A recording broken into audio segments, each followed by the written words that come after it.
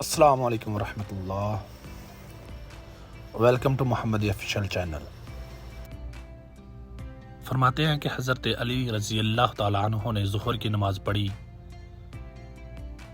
پھر مسجد کوفہ کے صحن میں لوگوں کی ضرورت کے لیے بیٹھ گئے۔ اس عرصے میں عصر کی نماز کا وقت آ گیا۔ پھر ان کے پاس پانی لایا گیا، انہوں نے پانی پیا اور اپنا چہرہ اور ہاتھ دھوئے، سر اور پاؤں دھونے کا ذکر بھی کیا۔ پھر انہوں نے وضو کا بچا ہوا پانی کھڑے ہو کر پیا۔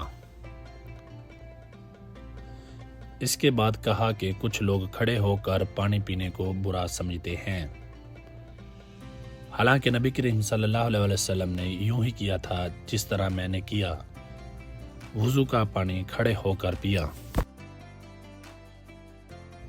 میں نے رسول پاک صلی اللہ علیہ وسلم کو زمزم کا پانی پلایا تھا، آپ صلی اللہ علیہ وسلم نے پانی کھڑے ہو کر پیا تھا۔ عاصم نے بیان کیا کہ اکرمہ نے قسم کھا کر کہا کہ نبی کریم صلی اللہ علیہ وسلم اس دن اونٹ پر سوار تھے۔